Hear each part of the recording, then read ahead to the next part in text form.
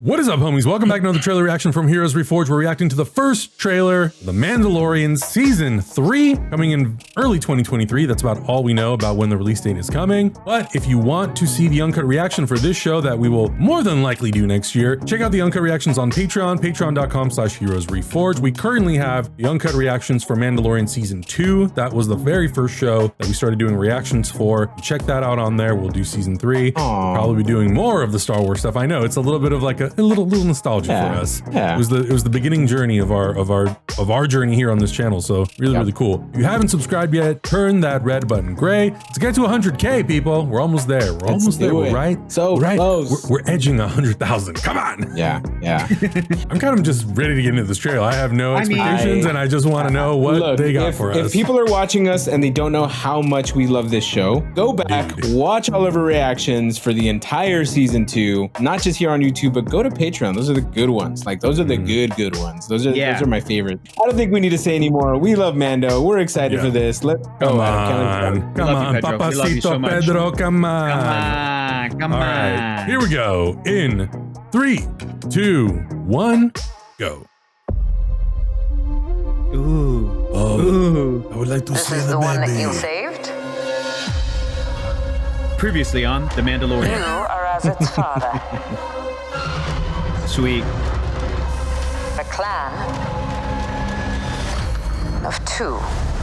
Yes. Okay. Oh shit, here we go. I've removed your helmet. He has been banned. Then you are a Mandalorian. No more. Yep. I remember that. Oh my god. Oh, here we go. Mandalore, baby. Ooh, look at all these men. Damn, Grief Karga. Looking crispy. Karga, you son of a bitch. Oh, damn. Where were you then?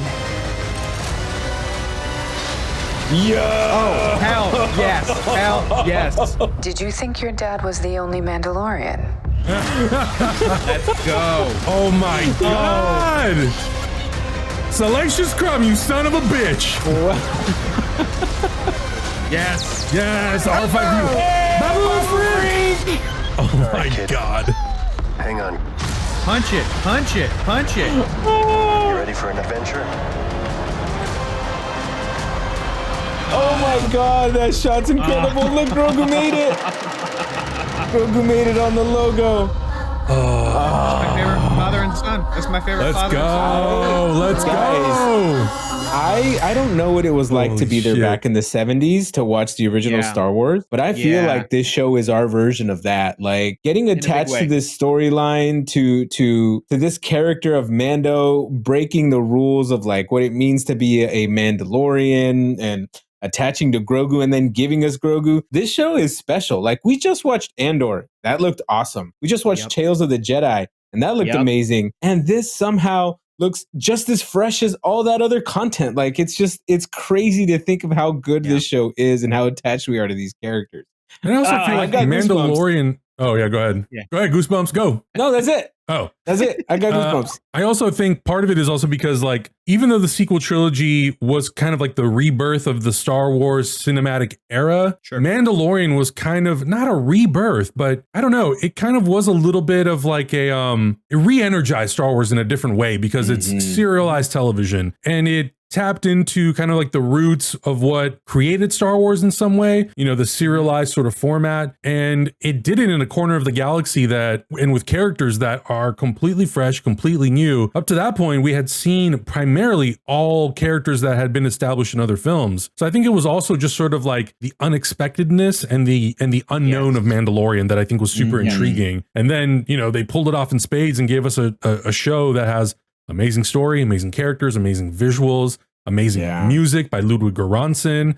It spun off into so many amazing things: Book of Boba Fett, Ahsoka, Skeleton Crew. So I think in that regard, it is a little bit. It does sometimes feel like it is in some ways a rebirth or re-energized version of what Star Wars was in the 70s. today at D23, they did not announce another theatrical Star Wars. And we have known since the Clone Wars, and fans have known earlier, that some of the best Star Wars stuff, not the best, I'm not going to try to dethrone Empire Strikes Back or The Last Jedi or those cinematic moments or whatever. I Am Your Father. You can't dethrone that. But fans have known since the movies ended and the expanded universe started, and all of the Star Wars nerds growing up that I was around, that I even wasn't privy to all that information, they were telling me, oh, you should check out Tales from the Cantina, or Tales from Jabba's Palace, or here's the backstory of Boba Fett, or here's what it means to be a Mandalorian, and here's this place called Mandalore. And all the stuff that I wasn't really into yet when I was younger. And then Clone Wars expanded some of that stuff, right? And introduced some of these concepts and characters. And I just think that some of the best Star Wars stuff is not the movies, not to knock it. And I think two things are important to note. Number one, like you said, Adam, even though the sequel trilogy re-energized modern Star Wars, that same sort of like love and care and budget, when they did Rogue One, speaking of Andor, to revert and go, we can still do this kind of modern filmmaking in the era of the classic Star Wars, was like insane. And then secondly, I enjoyed the movie. I didn't love it. And I'm kind of happy that it didn't do crazy box office numbers, because I think the failure of Solo made them pivot and go, okay, what about instead of putting this much money into a theatrical thing that we may be kind of asking the audience too much at the theater, what if we could put some of that same energy into a TV series? Would that work? A serialized thing? What if we brought in Favreau? Who is he going to bring in? Dave Filoni. That's very smart. These are the Star Wars nerds that want to play with these action figures and tell these kinds of stories. And so for me, the reason that Solo, or the result of Solo not killing it at the box office, I think led to this rebirth of Star Wars in television.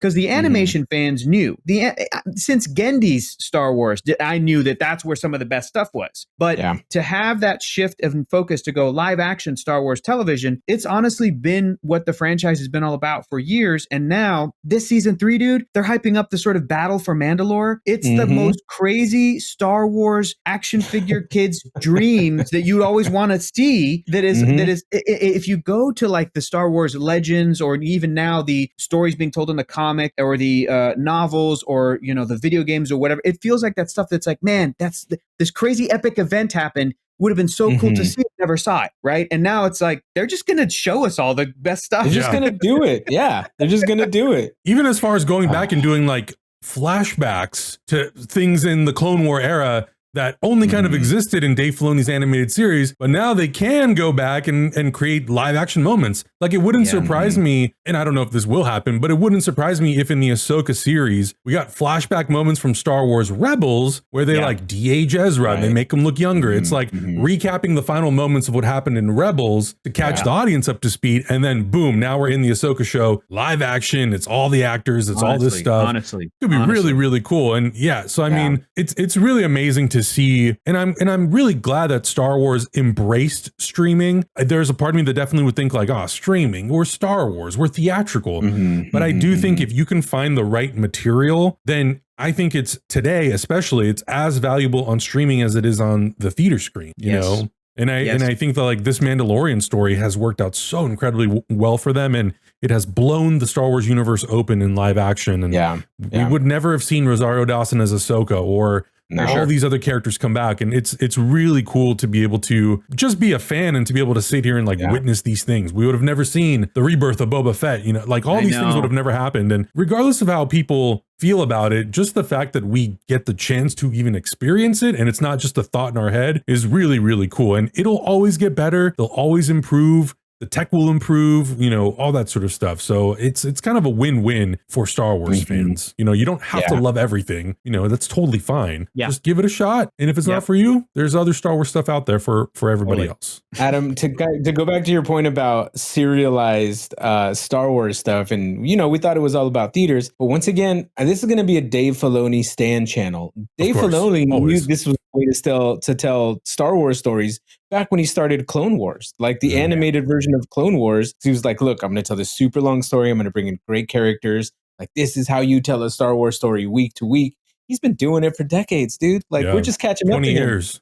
We're just barely catching up to him. He's ahead of the pack. He's already thinking 30 years down the road. Totally. Like, I'm sure he's got stuff planned for us that we don't even know about. And I'm sure it doesn't hurt that you're the protege of the creator of Star Wars. Exactly. And you can work hand in hand and really pick the brain and expand that. Yeah. So it's a really great time to be a Star Wars fan. And like, we got Grogu. We got Grogu and Mando out of this. Adam, please rename our channel to Dave Filoni Stan channel, please. Yes. That's it. FiloniStans.com. Now being known as the Filoni Stan channel. So we're gonna have new merch. This is true, man. This man is making this stuff so good that we're a Yaddle Stan channel as well. When that show comes out, we're gonna change to Yaddle Reforged. Yaddle. Come on. Subscribe to Yaddle Reforged, guys. Hit that button. DaveFiloniReforged.com. Oh man. It's going to be fun. Cannot wait to jump back into this universe and can't wait to see what else it spawns in the future. It's going to be a really good time. The New Republic era, I think, is going to be a really fun era in the Star Wars universe. So can't wait. Let us know in the comments below what you thought about the trailer. What are you excited to see in The Mandalorian Season 3? Maybe some cameos that you think would be really cool to see. That could also be really, really fun. Let us know. Check out our Patreon. Subscribe if you haven't already. And we'll see you in the next reaction. Bye.